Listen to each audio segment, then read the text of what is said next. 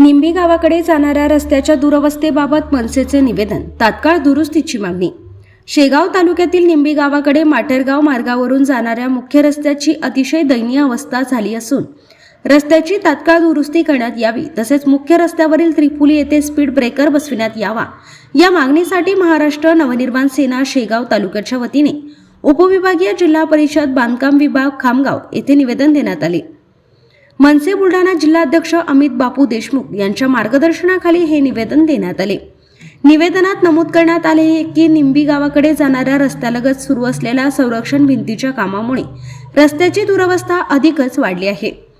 अलीकडील पावसामुळे संपूर्ण रस्त्यावर मोठ्या प्रमाणात चिखल साचल्याने दुचाकी, चारचाकी तसेच अत्यावश्यक सेवा देणाऱ्या वाहनांची ये-जा जवळपास अशक्य झाली आहे। अनेक दुचाकी स्वार घसरून पडल्याच्या घटना घडल्या असून काहींना दुखापतही झाली आहे। त्यामुळे नागरिकांच्या जीवितास गंभीर धोका निर्माण झाला आहे। तसेच मुख्य रस्त्यावरून निंबी गावाकडे वळणाऱ्या त्रिपुलीवर वाहनांची मोठ्या प्रमाणात वर्दळ असल्याने त्या ठिकाणी अपघाताची शक्यता कायम आहे। त्यामुळे संबंधित ठिकाणी तात्काळ स्पीड ब्रेकर बसविण्याची ही मागणी निवेदनाद्वारे करण्यात आली।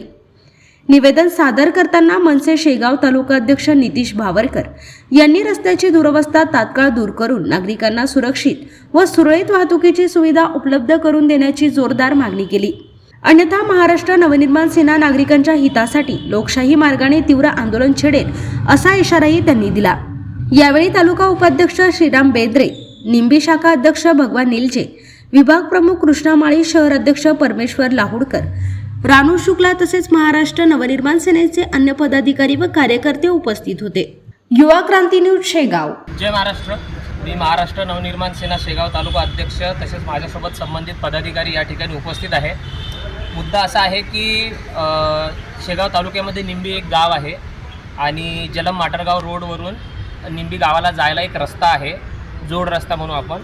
तर त्या रस्त्याची सध्याची परिस्थिती, त्याची दुरावस्था इतकी घाणेरडी झालेली आहे। एक भिंत त्यांनी बांधली, त्याला संरक्षण भिंत म्हणून, त्या भिंतीच्या बांधकामाच्या वेळेस पण वेगवेगळ्या गाड्या, मटेरियल त्या ठिकाणी येऊन पडलं आणि त्यामुळे अजून तो रस्ता खराब झाला आणि आता वरून हा जो पडलेला पाणी आहे, या पावसामुळे हा रस्ता इतका घाण झालेला आहे की त्या रस्त्यातून कुठलाच व्यक्ती गावाच्या बाहेर किंवा बाहेरचा व्यक्ती गावाच्या आत जाऊ शकत नाही।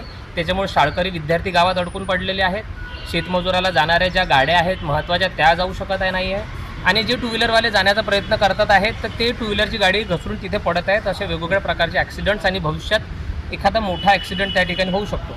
त्याकरिता आम्ही आज या ठिकाणी उपविभागीय जिल्हा परिषद बांधकाम खामगाव इथे आम्ही इंजिनियर साहेबांना भेटायला आलो होतो। तर आज यांना आम्ही एक निवेदन दिलेले आहे की या जे आमच्या रस्त्याची दुरावस्था झालेली आहे ती ताबडतोब तुम्ही दुरुस्त करून द्या। कारण कानावर असं आलेलं आहे की निधी आलेला आहे, रोड सँक्शन आहे, काम सुरू झालेलं होतं मधात, पण नंतर ते बंद पडलं, तर ते काम तात्काळ सुरू करण्यात यावं असं आमचं या ठिकाणी त्यांना विनंती आहे। आणि हे ताबडतोब व्हावं, कारण पावसाळा आहे आणि सगळं काही थांबलेलं आहे, ठप्प आहे। जर समजा ही दुरावस्था जर त्यांनी ताबडतोब दुरुस्त केलेली नाही तर मग महाराष्ट्र नवनिर्माण सेनेतर्फे आम्हाला एक तर आंदोलन छेडावं लागेल किंवा मग मनसे स्टाईलने आम्हाला त्या गोष्टीला विरोध करावा लागेल। आमची हीच मागणी आहे की लवकरात लवकर हा प्रश्न गावकऱ्यांचा सोडून देण्यात यावा। धन्यवाद। जय महाराष्ट्र।